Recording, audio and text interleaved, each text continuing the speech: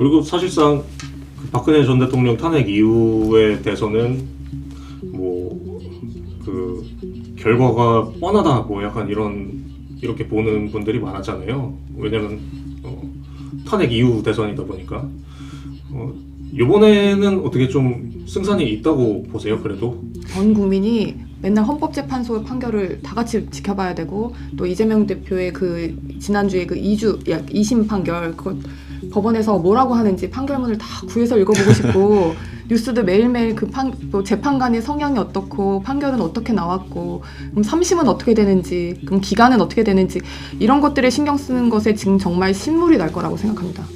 지금 대장동 백현동 사건부터 시작해서 뭐 대북 송금 사건 뭐 줄줄이에요.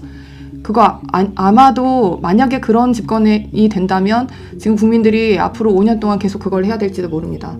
네, 우선은 이재명 대표가 받고 있는 여러 가지 재판이나 수사가 공정한 수사는 아니었죠. 이재명 대표를 표적으로 해서 이재명 대표를 죽이려고 하는 수사였고, 트럼프 대통령 같은 경우에는 뭐 온갖 뭐 여러 가지 성추문과 관련된 여러 가지 그런 어떤 범죄가 있는데도 불구하고 이미 선거를 치르기 전에, 선거 운동 전에 법원에서 정지가 돼야 된다고 판단한 바가 있습니다. 그 TV를 켤 때마다 전 국민이 들어야 되는 겁니다. 헌법학자가 또 나와서 다수설은 이렇고 수설은 이렇고, 재판이 대통령 당선인의 재판이 정지가 되네 안 되네 이 얘기를 계속 해야 되고, 지금 대장동 사건은 1심에서 무슨 판결이 나왔는데 항소심이 언제까지, 백현동은 언제까지, 이런 이야기 정말 지긋지긋하실 거라고 생각하고.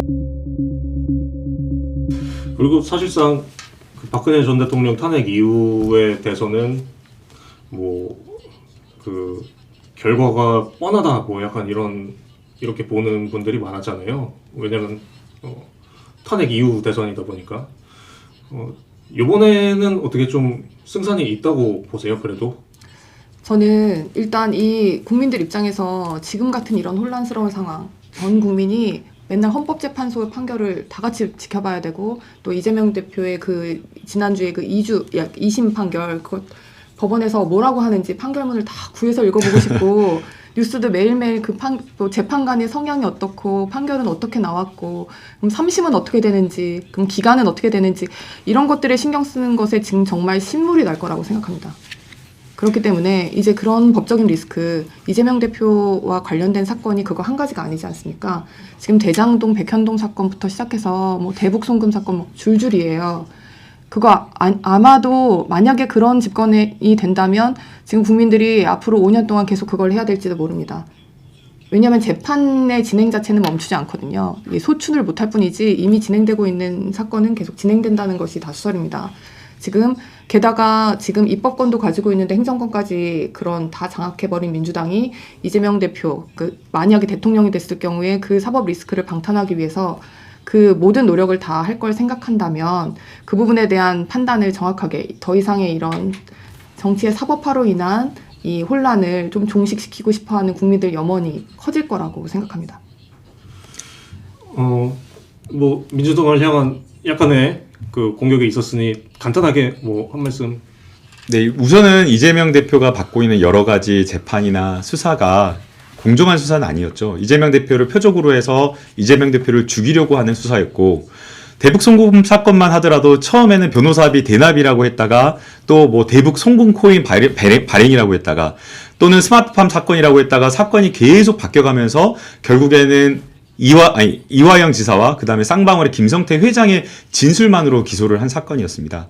또 동시에 대장동과 관련되어서도 당시 도시개발 사업과 관련되어서 거의 6천억에 가까운 수익을 낸 전국의 지자체가 단 하나도 그런 게 없는데도 불구하고 이재명 대표가 더 큰 수익을 낼 수 있었는데도 불구하고 수익을 내지 않았다라는 것으로 해서 결국에는 배임죄로 기소를 한 전무후무한 사건이었기 때문에 이 사건의 본질이 결국에는 야당 탄압이고 표적 수사고 사건을 만들어낸 조작 수사였다라고 생각을 합니다. 그렇기 때문에 저는 이 재판에 대해서 뭔가 이런 어떤 사법 리스크다라고 평가하는 것은 좀 맞지는 않다라고 보이고요. 그리고 이제 만약 이재명 대표가 당선이 된다라고 하면 지금 진행 중인 사건은 어떻게 될 거냐라고 이제 그런 논란이 있을 수 있는데요. 저는 이 부분에 대해서도 우리 헌법이 정하고 있는 불소추 특권이라고 하는 소추, 내란이나 외환을 제외하고는 소추가 되지 않는다라고 하는 소추의 의미를 풀어보면 소라고 하는 것은 공소제기이고 소추는 공소 유지를 포함하는 개념이기 때문에 저는 재판이 당연히 정지된다고 생각하고요. 또 그냥 그 법률적인 어떤 그런 법 해석을 떠나서 상식적으로 국정을 운영을 하는데 재판을 3건, 4건, 5건을 진행하면서 재판을 받는다 있을 수가 없거든요. 국정 운영할 수가 없는 거거든요. 이것은 이재명 개인을 위해서가 아니라 대통령직이라고 하는 헌법상 그 헌법의 지위를 보장하고 국정 운영을 안정적으로 하라라고 하는 헌법 수호의 원리이기 때문에 저는 그게 타당하지 않을까 생각됩니다. 비근한 예로 트럼프 대통령 같은 경우에는 뭐 온갖 뭐 여러 가지 성추문과 관련된 여러 가지 그런 어떤 범죄가 있는데도 불구하고 이미 선거를 치르기 전에 선거 운동 전에 법원에서 정지가 돼야 된다고 판단한 바가 있습니다. 네. 이것도 한 가지만, 이것도 네. 갑론을박이 많은 쟁점이라 좀 말씀을 좀 들어볼게요. 네, 이런 이야기를 저는 짧게 덧붙이겠습니다. 이재명 대표가 만약에 지금 대선에 나와서 대통령이 된다면 이 얘기를 지금 그 TV를 켤 때마다 전 국민이 들어야 되는 겁니다. 헌법학자가 또 나와서 다수설은 이렇고 소수설은 이렇고 재판이 대통령 당선인의 재판이 정지가 되네 안 되네 이 얘기를 계속 해야 되고 지금 대장동 사건은 1심에서 무슨 판결이 나왔는데 항소심이 언제까지 백현동은 언제까지 이런 이야기 정말 지긋지긋하실 거라고 생각하고 그분에 대한 판단이 반드시 이루어질 거라고 생각합니다. 알겠습니다. 마무리해도 될까요? 그 긴 시간 동안 그 법률적인 지식도 이렇게 동원해서 해설해 주시고 정견도 이렇게 밝혀 주시면서